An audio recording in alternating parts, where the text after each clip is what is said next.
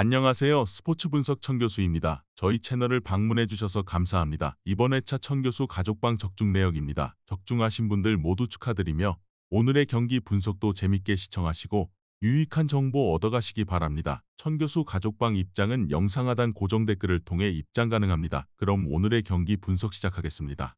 1월 15일 국내 경기와 해외 축구 총 6경기 분석 시작하겠습니다. 첫 번째로 창원 LG 대 서울 삼성 경기 알아보겠습니다. 먼저 LG는 KT 원정을 승리했다. 쉽지 않은 경기가 될 것으로 보였지만 전반 잡은 리드를 쉽게 빼앗기지 않았다. 그리핀이 11분 정도를 소화했기에 멀로가 30분을 출전하지 않았는데 체력 관리 속에 18점 16리바운드로 활약했고 양준석과 유기상이 나란히 10득점 이상을 해줬다. 최근 출전 시간이 늘어난 베테랑 슈터 허일영이 3.4개를 높은 성공률로 메이드한 것도 승리의 원동력이었다. 이어서 삼성은 원정에서 허웅이 돌아온 KCC도 격파하며 최근에 좋은 흐름을 이어갔다. 라렌을 만난 코번이 20분도 소화하지 않았지만 20점을 기록하며 매치업 우위를 가져갔고 구탄과 이원석 등 포워드 포지션의 득점 지원이 원활했다. 빅맨을 잘 활용하는 베테랑 이정현은 다시 한번 5개의 어시스트를 기록하며 패싱게임을 주도했다.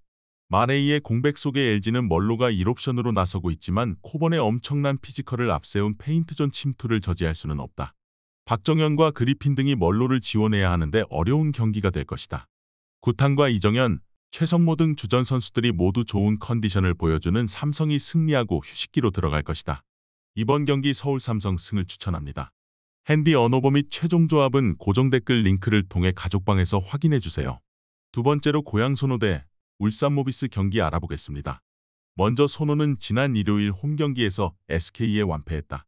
팀이 반등의 주역으로 기대했던 캔바오가 7분간 6점을 넣으며 활약했지만 상대 선수의 발을 밟으며 부상을 당한 이후 경기에 복귀하지 못한 것이 컸고 외인 대결에서 압도당했다.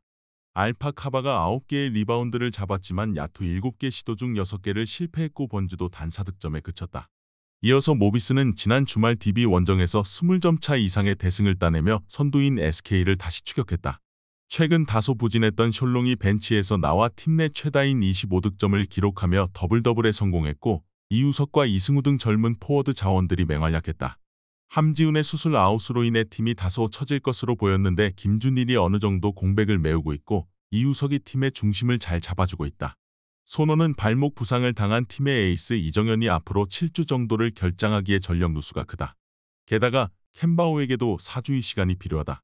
이재도와 임동섭, 박진철 등에게 기대를 걸어야 하는데 모비스의 국내 선수들에 비해 너무 아쉬운 액티브 로스터다. 션롱이 살아날 기미를 보였고 프림도 10득점 이상을 늘 해주는 모비스가 연승에 성공할 것이다. 이번 경기 울산 모비스 승을 추천합니다. 핸디 언어버 및 최종 조합은 고정 댓글 링크를 통해 가족방에서 확인해주세요.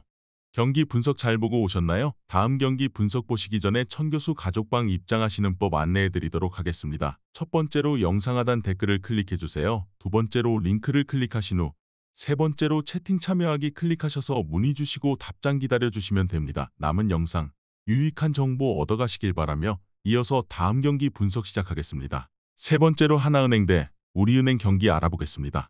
먼저 하나은행은 지난 금요일 원정 경기에서 삼성생명에 완패했다.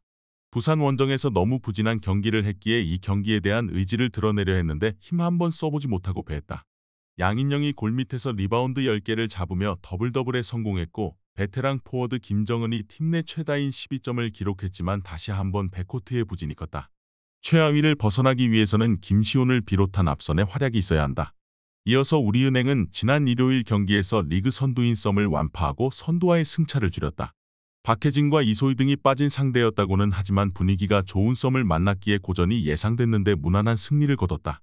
리그의 최고 스타인 김단비가 김소니아와의 에이스 대결을 압도하며 27.9리바운드를 기록했고 심성영이 3점 슛 4개 포함 15점 4어시스트로 활약했다. 하나은행은 김도환 감독이 기대했던 젊은 백코트 자원들의 부진이 길어지며 리그 최고의 빅맨진을 살리지 못하고 있다. 나츠키와 이명관 등 수비가 좋은 우리은행 백코트 상대로는 공격 전개를 해나가기 더 어려울 것이다. 김단비가 지난과의 맞대결에서 확실한 우위를 점하며 팀의 리드를 이끌 수 있고 강력한 수비로 지켜낼 우리은행이 승리할 것이다. 이번 경기 우리은행 승을 추천합니다. 핸디 언어버 및 최종 조합은 고정 댓글 링크를 통해 가족방에서 확인해주세요. 네 번째로 삼성화재 대 현대캐피탈 경기 알아보겠습니다. 먼저 삼성화재는 OK 원정을 승리하며 3위 추격을 시작했다. 부진했던 그로즈다노프를 대신해 영입된 막심이 팀 데뷔전에서 팀 내 최다인 24점을 기록했고 파즐리가 리시브에서도 활약하며 52%의 성공률로 14점을 더했다. 시즌 처음으로 안정적인 외인 쌍포를 가동한 경기였기에 김준호와 손태훈 등 미들블로커들도 원블로커 상황을 자주 맞이하며 공격 성공률이 좋았다. 이어서 현케는 우리 카드를 잡고 리그 선두를 유지하며 연승을 이어갔다. 허수봉이 9득점에 그쳤지만 심펑이 공격 성공률 75%를 기록하며 12점을 뽑아냈고 레오가 서브 득점 2점 포함 13점으로 팀 내 최다 득점자가 됐다.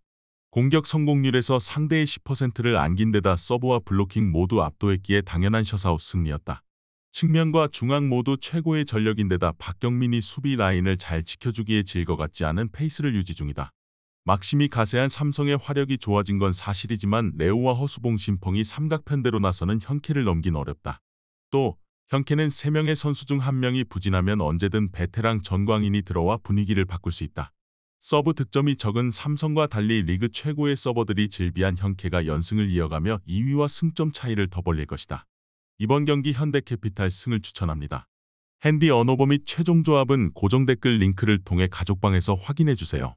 경기 분석 잘 보고 오셨나요? 다음 경기 분석 보시기 전에 천교수 가족방 입장하시는 법 안내해드리도록 하겠습니다. 첫 번째로 영상 하단 댓글을 클릭해주세요. 두 번째로 링크를 클릭하신 후 세 번째로 채팅 참여하기 클릭하셔서 문의 주시고 답장 기다려주시면 됩니다. 남은 영상 유익한 정보 얻어가시길 바라며 이어서 다음 경기 분석 시작하겠습니다.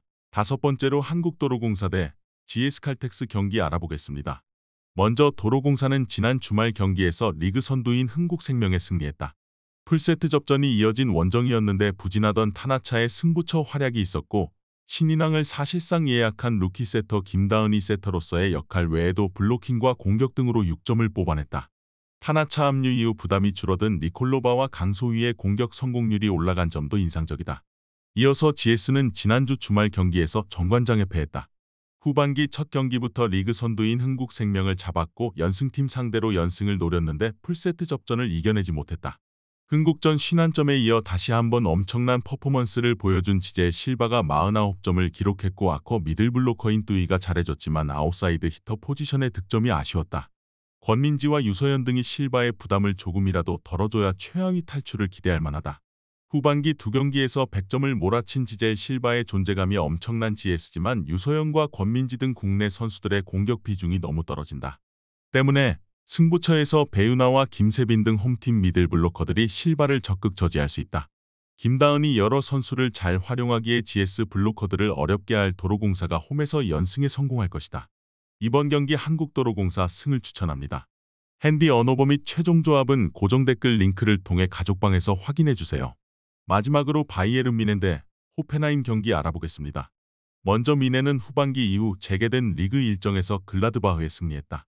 글라드바흐도 좋은 경기력으로 안정적인 시즌을 보내고 있기에 원정에서 고전했지만 해리 케인의 페널티킥 골로 승리했다. 사네와 올리세 등 선발 윙어로 나선 선수들이 수차례 기회를 놓치며 득점이 나오지 않았는데 리그 득점 1위인 케인이 팀을 위기에서 구해냈다. 시즌 초반 컨디션 난조로 인해 선발 볼란치 자리를 내줬던 고레츠카가 그의 이름값에 맞는 활약을 한 점도 인상적이었다. 이어서 호펜하임은 휴식기 이후 펼쳐진 첫 경기에서 볼프스부르크에 패했다. 크라마리치와 아담 흘로잭, 비쇼프의 3톱을 가동해 공격적으로 기회를 노렸지만 마무리에 실패했고 통안의 결승골을 허용했다. 그로 인해 강등권 순위를 벗어나지 못했고 남은 시즌에 대한 부담이 커졌다. 이 경기는 리그 최강팀을 원정에서 상대하는 일정이기에 공격 의사를 보이지 않는 수비적 운영을 할 것으로 보인다. 노이어마저 12월 당한 부상 여파를 이겨내고 돌아온 풀핏의 전력이기에 홈에서 충분히 그들의 강함을 보여줄 수 있을 것이다. 호펜하임은 사마세쿠의 수비 보호가 불안하기에 고레츠카와 킴미 등 당장 독일 국대 중원 조합으로 나올 수 있는 미넨의 중원을 저지하기 어렵다. 케인 외에도 올리세와 밀러, 코만과 그나브리 등이 상대 수비를 몰아칠 미넨이 승리할 것이다. 이번 경기 바이에른 미넨 승을 추천합니다. 핸디 언어버 및 최종 조합은 고정 댓글 링크를 통해 가족방에서 확인해주세요.